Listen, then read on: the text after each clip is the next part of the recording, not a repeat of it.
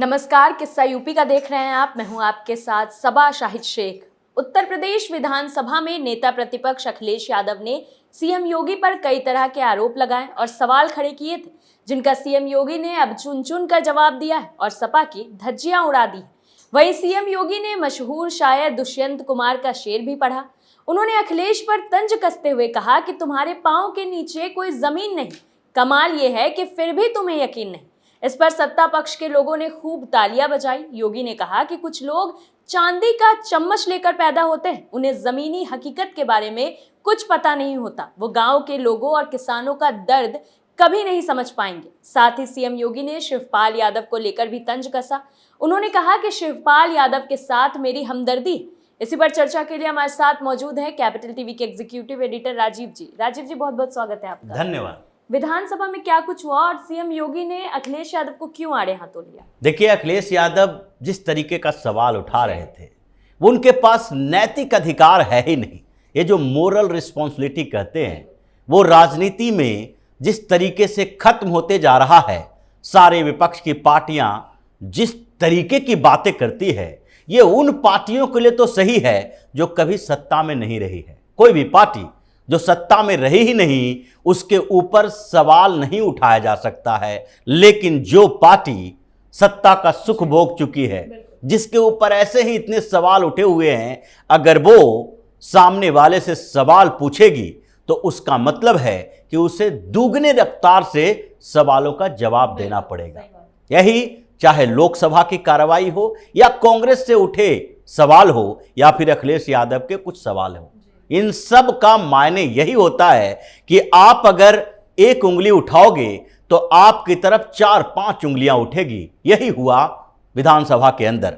अखिलेश यादव ने कुछ मुद्दे उठाए थे योगी सरकार के खिलाफ। उसमें से कुछ मुद्दे तो ऐसे थे जिसका जवाब सुन के अखिलेश यादव के पैरों तले से जमीन खिसक गई होगी, आंखों के सामने अंधेरा छा गया होगा, क्योंकि उन्हीं के शब्दों में जवाब दिया गया। जो पहली बात ये थी कि चांदी के चम्मच लेकर पैदा हुए हैं ये लोग। ये चांदी के चम्मच लेकर पैदा होने वाले नेता अभी हिंदुस्तान में कई हैं। अखिलेश यादव हैं, उधर पड़ोस में तेजस्वी यादव, तेज प्रताप यादव, इधर कांग्रेस में राहुल गांधी, प्रियंका गांधी, ये सारे के सारे जो परिवारवादी पार्टियां हैं, जिसने पहले ही तय कर लिया है इनके घर बच्चा पैदा होगा तो वो कैरियर राजनीति में ही बनाएगा और किसी क्षेत्र में इनके कैरियर बनाने के लिए जगह भी नहीं है। अगर अखिलेश यादव या राहुल गांधी ये खुद का काम किए होते, अपनी प्रतिभा के आधार पर इन्होंने अपने लिए कैरियर डिसाइड किया होता,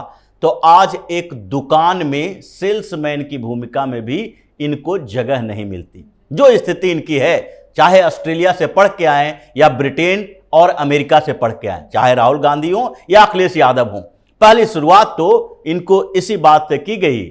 जैसे ही योगी आदित्यनाथ ने कहा कि आप तो बचपन से चांदी के चम्मच से खाने वाले लोग हैं, क्योंकि आपके पिता मुख्यमंत्री थे और आपको कैसे पता होगा कि गरीबों का दुख दर्द क्या होता है, ये पता उस व्यक्ति को हो सकता है। संकेत इसी बात के लिए था कि आप जिस व्यक्ति से सवाल कर रहे हैं उसके इतिहास को पहले समझिए कि योगी आदित्यनाथ कौन है, जो सामान्य से सामान्य पृष्ठभूमि कहा जा सकता है, उस पृष्ठभूमि से उठकर आया, मठ में साधना की और वहां से साधना के आधार पर सामाजिक साधना करने के लिए राजनीति में आए, ताकि ईश्वर के साथ साथ समाज की सेवा के लिए संकल्प लिया जा सके।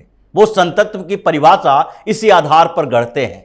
वो मुख्यमंत्री हैं, उनके परिवार के दूसरे लोग, उनकी बहन की चर्चा बार बार होती है, जो अभी भी उत्तराखंड में एक चाय की दुकान चलाती है, अपने परिवार के भरण पोषण के लिए किसी तरीके से गुजर बसर करने के लिए मेहनत मजदूरी करती है। और दूसरी तरफ एक अखिलेश यादव है, जिनके घर में एक 18 साल से ऊपर का कोई बच्चा होता है तो चाहे तो वो पंचायत समिति का अध्यक्ष बन जाए, पंचायत प्रमुख बन जाए, जिला परिषद अध्यक्ष बन जाए, या फिर सीधे लोकसभा, राज्यसभा, विधानसभा में चला जाए, यानी कि विधायक, सांसद बन जाए। ये पूरे के पूरे इनके परिवार में है।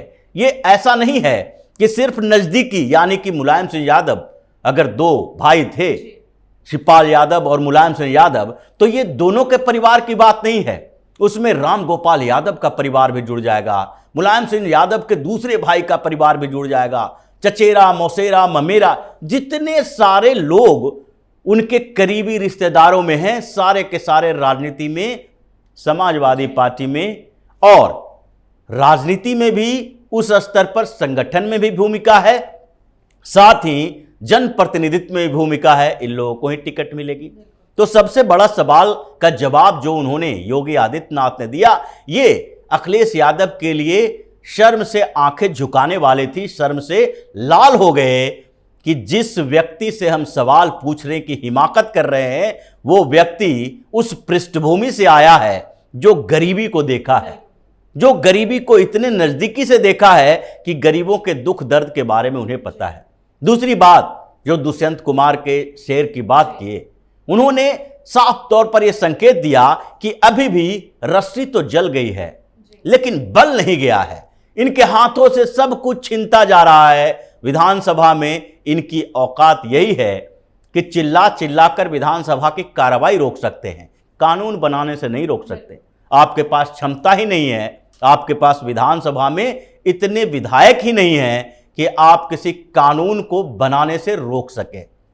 और उस दूसरी बात, लोकसभा में आप अपने प्रतिनिधियों को देखिए जो 2019 से अब तक के 5 से घटकर 3 हो चुका है, यानी कि आपके हाथ से अब सत्ता फिसल चुकी है, फिर से वापसी की गुंजाइश नहीं है और फिर भी आपकी अकड़ वही है कि पुराने परंपरागत राजनीति में हम उसी तरीके से चलेंगे और उसी तरीके की बात करेंगे। दूसरा सवाल जो था, इन लोगों ने बहुत समय से ये जो उत्तर प्रदेश में सांडों की समस्या के लिए हंगामा कर रहे हैं कि आवारा पशु सड़कों पर घूमते हैं और उनके लिए व्यवस्था नहीं की गई है। हालांकि योगी आदित्यनाथ ने यह कहा कि व्यवस्थाएं की गई है, अलग अलग गौशाला खोले गए हैं, आवारा पशुओं की समस्या के लिए सरकार सक्रिय है। लेकिन एक और सवाल है कि आपकी बेचैनी क्या उन सामान्य लोगों के लिए है या बेचैनी का कोई और कारण है? क्योंकि अखिलेश यादव की बेचैनी वास्तव में अगर देखा जाए तो उन सांडों की समस्या से किसानों की समस्या नहीं है, बल्कि इनकी बेचैनी का 2 बड़े कारण हैं। पहला कारण यह है कि ये समस्या पर चर्चा करेंगे तो खुश कौन होगा?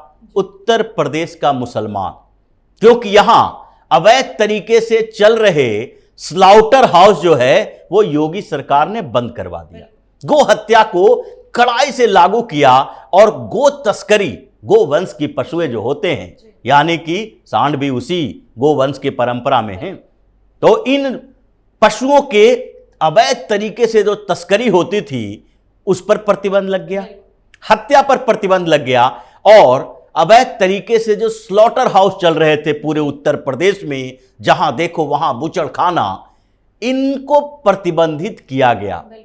यहां से जो विदेशों में भेजे जाते थे मांस के बड़े बड़े कारोबारी थे, उनको बड़ा झटका लगा। तो अखिलेश यादव की समस्या क्या हुई?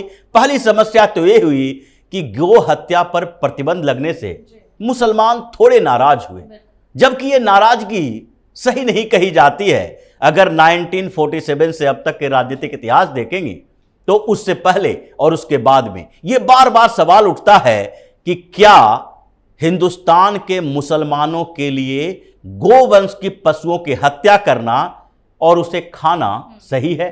गोश्त, गौ, ये जो पूरा अरब से चलता हुआ आने वाला धर्म, क्या अरब में गाय खाई जाती है? अरब में कोई ऐसी व्यवस्था है कि मुसलमान गो हत्या करेंगे, गाय का मांस खाएंगे?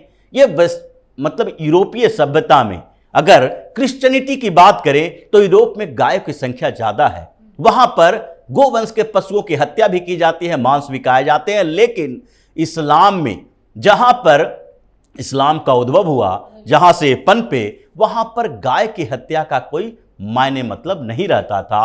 हिंदुस्तान में कुछ लोगों ने क्या किया कि हिंदुओं के सेंटीमेंट के भावनाओं को आघात पहुंचाने के लिए, उन्हें दुखी करने के लिए एक परंपरा लगाई कि इन पशुओं की हत्या करके इनका मांस भी खाया जा सकता है, क्योंकि इस्लाम में गोवंश की पशुओं की हत्या करना या उसे उसका मांस खाना प्रतिबंधित नहीं है। जिन पशुओं का प्रतिबंध है उसको तो प्रतिबंधित किया गया है, लेकिन इस पर प्रतिबंध नहीं है। और अखिलेश यादव की समस्या यही है कि ये जो भटक रहे पशु हैं उसको बूचड़ खाने में भेज दो, और उससे दो फायदा है। एक पॉलिटिकल फायदा, जो कि मुस्लिमों को खुश करने के लिए ये मुस्लिम तुष्टीकरण की राजनीति करते रहे। भले ही इतने दिनों तक सरकार रही, मुलायम सिंह यादव सीएम रहे, अखिलेश यादव सीएम रहे, उत्तर प्रदेश में मुसलमानों की दशा सुधरी? अभी तक नहीं सुधरी। उत्तर प्रदेश में मुसलमानों के लिए ये मुलायम सिंह यादव के परिवार ने कुछ भी किया हो तो वहां का कोई नेता बता दे आंकड़ों के साथ कि इन्होंने इतने सालों में मुसलमानों के लिए योजनाएं लाएंगे क्या? हज हाउस बनाएंगे, हज करने के लिए भेजेंगे। लाएंगे क्या? तुष्टीकरण के लिए ये जितने भी इनके पर्व त्योहार होंगे उसमें शरीक होंगे, शामिल होंगे। इनको खुश करने के लिए करेंगे क्या? सर पे टोपी डाल लेंगे और उसके बाद इफ्तार पार्टियों में जाएंगे। इससे विकास नहीं होता, किसी कम्युनिटी का विकास नहीं होता, बल्कि उसे भ्रमित किया जाता है, उसके विकास के भ्रम को फैलाया जाता है। अखिलेश यादव ने यही किया। और दूसरे तरफ जो राजनीतिक फायदा के साथ एक और फायदा है, और वो है आर्थिक फायदा। जो बूचड़ खाने चल रहे थे ये अखिलेश यादव के इशारे पर ही चल रहे थे। इन लोगों से को इससे पैसा मिलता था, समाजवादी पार्टी के फंड में भी, और अखिलेश यादव के अपने पर्सनल जो कमाई के साधन है। वो तो सब लोग जानता है कि एक सामान्य परिवार से मुलायम सिंह यादव राजनीति में आए थे, और जो मुलायम सिंह यादव एक सामान्य टीचर थे, पहलवानी करते थे, जेपी आंदोलन में आए, लोहिया के साथ आए। इन जो लोहियावादी राजनीति घराने से नहीं थे ये, बल्कि राजनीति में एंट्री किए थे। एक सामान्य परिवार का व्यक्ति अगर 30 साल राजनीति कर भी ले तो क्या करोड़ों अरबों में उसकी संपत्ति हो जाएगी? राजनीति कोई ऐसा व्यवसाय व्यापार नहीं है जहां पर इतनी कमाई हो सके। अगर ऐसा होता तो लाल बहादुर शास्त्री जो दशकों तक राजनीति करते रहे उनको रहने के लिए घर ढूंढना नहीं पड़ता। गुलजारीलाल नंदा जैसे लोग जो प्रधानमंत्री, एक्टिंग प्राइम मिनिस्टर रह चुके थे, कार्यकारी प्राइम मिनिस्टर, उनको अंत समय तक रहने के लिए रेंट का मकान नहीं चाहिए था। ये करप्ट पॉलिटिशियन थे, इसलिए करोड़ों अरबों की संपत्ति बनाई। और अखिलेश यादव को यही लगता है कि अगर बूचड़ खाने फिर से चालू हों, दबाव इतना बनाया जाए कि लोगों का सेंटीमेंट भी ये हो, किसानों से जोड़कर देखो कि नहीं, ये समस्या जो आवारा पशुओं की है इसके लिए बूचड़ खाने को फिर से खोलना चाहिए, इसकी हत्या कराई जानी चाहिए, और उससे बूचड़ खाने से कमीशन इनका बनेगा। इनडायरेक्टली जो उसको संचालित करते थे उससे पैसे आएंगे, फंड आएंगे, और मुसलमानों को खुश भी किया जा सकता है। लेकिन जिस तरीके से अखिलेश यादव को एक एक करके उनके सवालों का जवाब योगी ने दिया है, उससे तो अखिलेश यादव को अब वो रिकॉर्ड में चला गया कि कैसे अखिलेश यादव ने कांवड़ यात्रा पर प्रतिबंध लगाया था। योगी ने कहा कि आप एक तरफ कहते हो हम यदुवंशी हैं, हम भगवान श्री कृष्ण के वंशज हैं, और दूसरी तरफ कृष्ण जन्माष्टमी पर आपने बैन लगा रखा था। जब हम सीएम बन के आए तो उसके बाद हमने पूछा जन्माष्टमी का होने वाला है, इसके लिए क्या क्या आयोजन होगा, पता चला ये तो प्रतिबंधित है, यहां पर मनाया ही नहीं जा सकता है। तब हमने उसके आदेश दिए। मतलब आपने सारे हिंदू पर्व त्योहारों में प्रदर्शन पर प्रतिबंध लगा दिए थे, अब बूचड़ खाना खुलवाना चाहते हैं, गरीबी का मजाक उड़ा रहे हैं दूसरों की। और आपको अब ये नैतिक अधिकार नहीं है कि उत्तर प्रदेश की इन समस्याओं पर बात करें जो आपने ही पैदा किया है। आपने माफियाओं को संरक्षण दिया है। मतलब समाजवादी पार्टी में या विधानसभा के अंदर पहली बार ऐसा हुआ अखिलेश यादव के लिए कि उनके सारे अपने लोग बैठे थे, उनके विधायक बैठे थे, सारे अपने लोगों के बीच ही अखिलेश यादव को इतना शर्मसार कर दिया कि उनके विधायक भी तालियां पीट रहे थे। ये सिर्फ सत्ता पक्ष के विधायक नहीं थे, ये दुष्यंत कुमार के शेर थे, जिस पर सिर्फ सत्ता पक्ष के विधायक हंस मुस्कुरा नहीं रहे थे, ये समाजवादी पार्टी के विधायक भी मुस्कुरा रहे थे कि बात तो सही है, अखिलेश यादव उसी स्थिति में है कि सब कुछ छिन जा रहा है, फिर भी अकड़ वही है, क्योंकि अकड़ इनको मुलायम सिंह यादव से मिली है। तो जिस तरीके का विधानसभा में हुआ है और अखिलेश यादव को जैसे धुलाई हुई है, अब दोबारा ऐसे सवाल करने से पहले वो सोचेंगे कि सवाल कर लिए तो राहुल गांधी की तरह जवाब सुनने से पहले सदन से भाग जाओ, नहीं तो सवाल का जवाब सुनने के लिए अगर तैयार रहोगे तो कान भर आएंगे और तुम्हें खुद के लिए इतना अफसोस होगा कि रात में नींद तक नहीं। बहुत बहुत शुक्रिया आपका। धन्यवाद। तो सुना आपने किस तरह से सीएम योगी ने अखिलेश यादव को फटकार लगाई और उनके सारे सवालों का मुंहतोड़ जवाब दिया। वहीं इस दौरान उन्होंने शिवपाल यादव और अखिलेश यादव को तंज कसा तो पूरा सदन ठहाकों से गूंज उठा। सीएम योगी ने कहा कि 2024 के लोकसभा चुनाव में सपा का खाता भी नहीं खुलने वाला है। फिलहाल के लिए किस्सा यूपी का में इतना ही। देखते रहिए कैपिटल टीवी। नमस्कार।